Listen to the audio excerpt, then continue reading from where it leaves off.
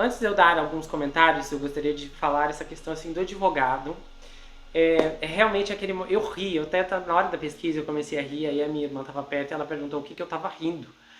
Porque quando o advogado começou a dizer, eu não entendo, tem alguma coisa mais nessa história, porque assim, é tão descarado isso aqui, aí o advogado inventa uma mentirinha deslavada, algo assim que não tem pé na cabeça. O Pedro, de repente, né, depois quando a história muda de novo, a própria Karen diz, o Pedro me entregou e eu acreditei que a filha era minha. Então tá, alguém me entrega um bebê que não veio de mim e eu acreditei que era minha. Ah, gente, me poupe, né, ninguém engole essa história. Realmente eu acho tão vergonhoso quando esses profissionais se sujeitam a esse tipo de coisa. Realmente era melhor dizer, olha, eu sequestrei mesmo, eu queria filha, eu fiz isso, do que culpar todo mundo e dizer que não fez, que tinha algo mais nessa história, que ela acreditou que era dela, que ela era uma ótima mãe. Não interessa se ela era uma ótima mãe. Antes de ser mãe, ela era uma sequestradora. E aqui também entra o papel dos psicólogos da época, sabe? Que vergonha, eu sinto vergonha por qualquer um que emitiu declaração. E eu procurei para ler, vocês não têm noção, declarações absurdas. Leve a Delimar para ver a mãe na prisão. Que loucura é essa? Primeiro, não é mãe coisa nenhuma, é uma sequestradora. Gente, nós estamos falando aqui de uma situação muito séria. Como que profissionais de saúde dizem, olha, assim, é absurdo, é relativizar o crime, é passar por cima do que aconteceu, por uma mãe que sofreu horrores, se perguntando onde está minha filha, para simplesmente pessoas que estudam psicologia, que fazem psiquiatria, psicanálise, seja o que for, vir dizer, não, ela tem que ter contato com a sequestradora e tem que adiar a entrega, tipo, vamos mantê-la em um lar adotivo, mas não devolva para a mãe? Que tipo de profissional é esse? Sabe assim, horrível, horrendo, vergonhoso esse tipo de declaração. Essas pessoas são profissionais de saúde mental, mas estavam loucos para proferir declarações como essa e ainda se revoltar contra o governo. Quando o governo faz alguma coisa certa, aí o pessoal que deveria ser o certo chuta o pau da barraca. Eu não consigo entender como conseguem emitir uma declaração dessa. É óbvio que a mudança de um lar para o outro vai ser chocante, mas não é mais impactante do que a verdade. Quanto mais cedo, melhor, ainda mais para o processo de absorção. Ela já havia passado por um aconselhamento, passou um tempo em que ela foi bem tratada, ela entendeu que a sua mãe verdadeira não era aquela, então ela tinha que ser colocada no lar com a sua verdadeira mãe para ser reintegrada à sua verdadeira família. Mas não, os profissionais acham que visitas todo dia na cadeia é o melhor para uma menina, sem contar que essa mulher podia ser muito perigosa. Até onde ela estava, ela provocou um incêndio. E se esse incêndio tivesse tirado a vida dos outros filhos da Luz, isso não importa? Nossa, é uma loucura isso. Eu vou falar uma coisa para vocês. Às vezes eu vejo os profissionais de saúde mental dando umas declarações assim que é revoltante, me noja, às vezes você tem ânsia de vômito, porque você se pergunta como que podem dizer isso? Não. E pior ainda é que tinha jornalista da época na mídia que estava endossando isso. Eles foram atrás de especialistas no Reino Unido. Olha, contrataram especialistas do Reino Unido para embasar os especialistas americanos. E aí eu vi os especialistas do Reino Unido, realmente, ela não pode ser devolvida à mãe agora, de uma hora para outra. Sabe que loucura? Se fosse seu filho sequestrado, se é o meu caso em que a minha filha foi sequestrada, eu quero que ela seja devolvida do dia para a noite. A integração dela, a explicação, a cabecinha dela, deixa que quem cuida sou eu, não vocês especialistas. É muito fácil emitir declarações como essa, onde você vai provocar mais sofrimento. Simplesmente, gente, se a garota acabou de perder uma mãe, o melhor é que ela seja colocada de frente à sua mãe verdadeira o mais rápido possível. Aí você quer deixar ela sem as duas mães e ainda achar que visitas na prisão é o mais saudável? Então, de um profissional da mente para outro profissional da mente, se você concorda com eles, eu sinto dizer, eu discordo, e se dependesse da minha orientação, eu ia dizer, governador, você está muito certo. Deixa essa gente aí que eles bateram a cabeça antes de sair proferindo tudo isso, porque não tem cabimento. Quando se fala de cura e de adaptação, o melhor é que a exposição comece a acontecer. E até mesmo a própria Luz disse, olha, o nome dela, ainda vou chamá-la pelo nome que a mãe falsa deu nesse processo, mas até ela entender o nome verdadeiro, o jeito que trataram a Luz, era como se ela fosse assim, sabe, coitada, essa mulher pobre, acho que ela era latina, não vai saber ajudar a sua própria filha que foi sequestrada. Não tem cabimento esse tipo de declaração, eu não consigo entender como alguém diz isso, sabe? Que triste ver quando profissionais da área estão atuando contra em vez de ajudar, sabe? Se esses profissionais tivessem aparecido e dito, olha gente, não, eu vou dar terapia grátis para as duas, vamos lá, reunião toda semana, para você entender, e não para simplesmente falar isso, governo, mantenha as duas afastadas. Loucura, loucura. Olha, a vontade aqui é processar todo mundo que saiu emitindo uma coisa como essa, porque é uma das coisas mais absurdas que eu já vi da parte de profissionais da área da saúde. Só falta dizer que essa gente testemunharia no tribunal, não prendam essa mãe sequestradora, deixem ela solta para continuar criando sua filha sequestrada. Bom, mas olha só, segundo as estatísticas americanas, quase todos os bebês que são sequestrados são raptados por mulheres. E nas últimas 5 décadas, ao analisar os sequestros, os especialistas descobriram que muitas sequestradoras não apenas usam táticas semelhantes para roubar bebês, incluindo a tática mais recorrente, que é se vestir de enfermeira, mas também quase todas as sequestradoras se encaixam em um perfil muito semelhante. Nos hospitais americanos, essa ameaça é tão latente que os hospitais agora possuem um código rosa, que é para praticar um treino que é uma tentativa de sequestro no hospital. E além também de que os pais são instruídos sobre como manter seus bebês seguros no hospital em suas aulas de pré-nascimento.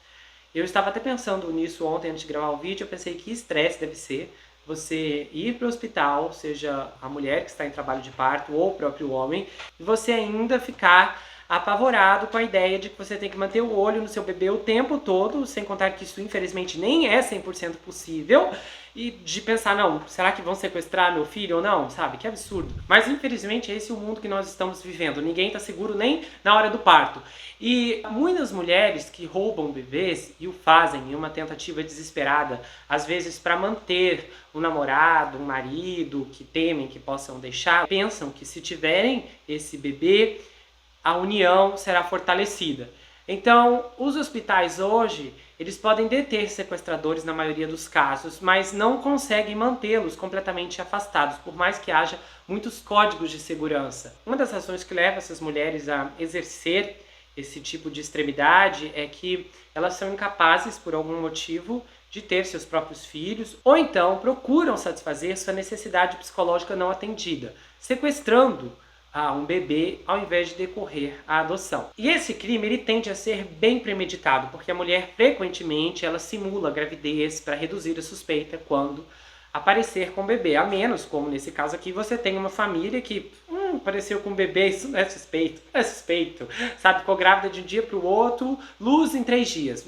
Mas, normalmente, como muitas pessoas não vão, eu espero, né, compactuar com o sequestro desse, elas precisam geralmente orquestrar todo esse planejamento. Mas os especialistas descobriram que elas não visam especificamente um bebê específico.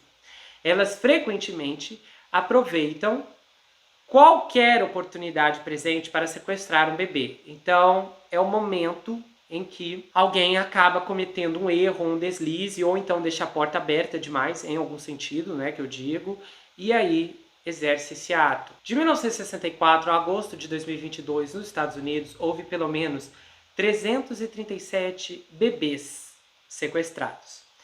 Desses bebês, 140 foram retirados dos serviços de saúde, ou seja, dos hospitais.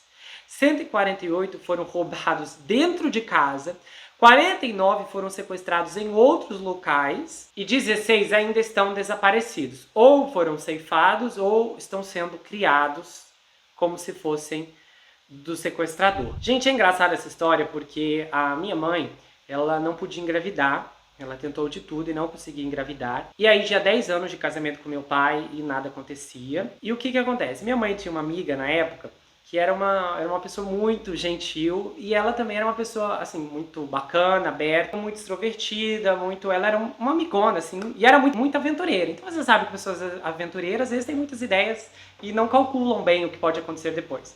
E a minha mãe chegou num ponto extremo de tentar adotar. Ela queria adotar um bebê. E no caso, essa bebê que apareceu na época era filha de uma garota muito nova e a mulher tinha, no caso essa moça, tinha um prazo para poder mudar de ideia. Ela podia ficar com a bebê, minha mãe não ia pegar a bebê na hora, mas foi lá, conheceu. E aí haveria um prazo específico para mudar de ideia antes de entregar a bebê. E ela mudou de ideia e a minha mãe não fez essa adoção. E era um estado específico onde havia muito mais chances de adoção, então minha mãe foi para lá para tentar isso justamente. E quando elas estavam passando de carro numa praça e tinha uma mulher com um bebê no colo, e era uma bebê muito bonita e muito fofinha, muito linda, e essa amiga deu a ideia de sequestrar o bebê e falou: olha, vamos lá, eu pego o bebê e você dirige e, sabe, essa mãe, coitada, você vê e não tem condições de criar, e você cria como sua e todo mundo vai ficar feliz, vai dar tudo certo, eu sei como registrar o seu nome, etc. E dessa ideia. E claro, minha mãe não aceitou, mas a amiga dela estava falando muito sério. Uma coisa que eu acho muito engraçada, porque ela falou ali porque ela se comoveu com o desespero da minha mãe, com o sofrimento. Eu já tive a oportunidade de conhecer pessoas que estavam tentando engravidar, ou pessoas que passaram pelo o tapa de, infelizmente, ter consecutivas adoções frustradas. A gente sabe, aqui a adoção mesmo é uma coisa muito difícil no Brasil, é também nos Estados Unidos, aliás, acho que em qualquer lugar do mundo é muito difícil adotar, é impressionante isso. E claro, que tem muitas questões também, a gente não pode só culpar o governo, mas tinha aquilo ali, sabe? E eu imagina se alguém, de repente, tão inclinado ao desespero, que não consegue medir a loucura daquela decisão e de promover então um sequestro, de raptar. E minha mãe tinha tudo mesmo para raptar, ir embora do estado, ia partir, não era alguém que simplesmente ia mudar de cidade, como acontece, ia para bem longe dali, e poderia estar criando uma bebê que não era dela. Logicamente, assim, milagrosamente, um mês depois, minha mãe acabou engravidando de mim e aí eu nasci, né, um ano depois. Foi um caso muito interessante na época, porque antes da minha mãe chegar, havia muitos bebês disponíveis para adoção. E quando a minha mãe chegou, todos esses bebês foram adotados. De repente, casais apareceram, queremos adotar, e então só restou essa bebê. Então, e é claro, né, gente, quem quer adotar normalmente já não quer escolher mais nada, não tem preferência por nada, só quer um bebê para chamar de seu. Então, e acabou que isso não deu certo. Quando você olha para uma história dessa, hoje eu fico pensando, vamos supor, se eu descobrisse que eu fosse sequestrado, eu não vou dizer para vocês que eu teria raiva da minha mãe se eu descobrisse que ela fosse uma sequestradora. Não. Lógico que assim, quando é uma circunstância onde, vamos supor o Sturp, de repente a vizinha viu o que estava acontecendo e sequestrou todo mundo. Aí isso pode ser uma outra história. Se aqueles menores, se os irmãos Turpin tivessem sido sequestrados quando eram pequenos, seria um sequestro abençoado. Mas não é o caso aqui. Normalmente, por mais que esses sequestradores tenham boas intenções, até onde nós ouvimos a Carole era uma boa mãe, as boas intenções e uma boa criação nunca vai superar o impacto do crime, que é muito grande. Nós estamos falando de uma mulher que por mais, mas ela teve 3 filhos, além da Delimar. E daí, isso não muda o fato. 10 filhos, a mãe vai continuar tendo um senso de carinho, de amor por todos eles. E além do mais, não importa a idade, o tempo de vida, a perda sempre vai ser difícil para os pais. Há um outro caso nos Estados Unidos, em que o sequestro veio à tona muito tarde, ou seja, não era uma menina de 5 anos, era uma menina de 18 anos que descobriu que a sua mãe era uma sequestradora. Então a situação ela é muito complicada porque ela mantém contato com a sequestradora que está na cadeia e a sua mãe biológica não consegue aceitar bem isso. E eu consigo entender claramente, eu entendo as duas circunstâncias, eu acho que é justo. A gente não pode minimizar porque alguém foi criado muito bem, foi amado, porque o sequestro aqui é muito grave. Gente, às vezes, quando é bebê, quando é grande, não importa a idade, o tempo de vida, a perda sempre vai ser difícil para os pais. Então, às vezes as pessoas pensam, poxa, de repente o bebê perdeu a vida com 2 anos. Às vezes o indivíduo pensa, não vai sofrer tanto quanto alguém que perdeu alguém de 10 anos. Isso não é verdade. Existem casais que o casamento é destruído por causa de uma perda. Existe uma história muito triste aí de um bebê que ele saiu de casa sem ninguém ver, engatinhando, e tinha uma piscina. E ele se afogou na piscina.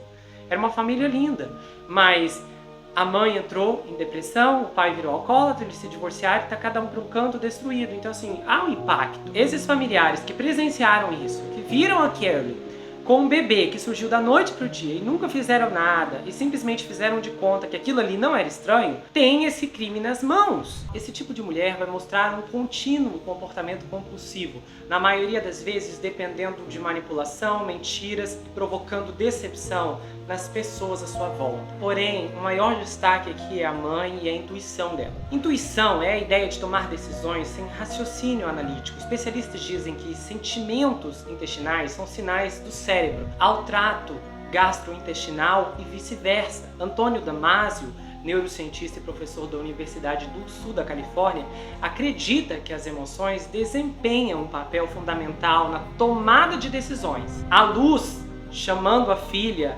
para poder tirar o chiclete do cabelo, foi genial e foi um pensamento muito rápido. Eu acho que ela pensou no que poderia fazer desde o primeiro dia. Ela sabia em seu coração que seu bebê havia sido roubado e ela teve 6 anos para pensar sobre isso. A intuição pode ser reconhecimento de padrões e a intuição deve ser distinguida. E há uma voz que não usa palavras, mas apenas você pode sentir. Se você gostou desse vídeo, se inscreve no canal, ativa o sininho, compartilha, dá o seu like, passe esse vídeo adiante. Eu espero que você tenha gostado desse caso. Se você quiser saber mais sobre mim, adquira meu livro Perfeito Estranho. É um livro escrito em formato roteiro. Ele conta a história de um rapaz chamado Jack Wilbur que se envolve em uma incrível história quando ele começa a desconfiar que há maldições hereditárias que cercam a sua vida ao mesmo tempo em que ele tem quase certeza que o serial killer está escondido em sua própria casa. Esse livro tem mais reviravoltas do que você pode imaginar e só assim você vai descobrir lendo, ok? A entrega acontece para qualquer lugar do Brasil, quase qualquer lugar do mundo também. Você pode adquirir pelo meu site ou falar comigo pelo Instagram. Aliás, me siga lá, Gustavo N. Psicanalista. Eu tenho um canal de cortes onde as análises são reportadas, postadas por lá. Então passa por lá, eu tenho certeza que você vai gostar. Eu também tenho um grupo no Telegram onde a gente troca áudios, tem muita coisa bacana, votações, tem coisas específicas que só acontecem por lá. A gente se vê no próximo caso e não se esqueça que aqui você sempre vai ter um amigo. Até mais, pessoal! Exploração, maus tratos e ganância. A imagem perfeita da Marvel Studios está desmoronando. Denúncias exclusivas revelam um império cheio de ruínas e mentiras. Nessa investigação explosiva, relatórios e depoimentos inacreditáveis expõem filmes, atores, diretores, estúdios e especialmente a Marvel. Quanto você acha que os profissionais que trabalham com efeitos especiais estão recebendo no fim do mês? Os números vão te chocar.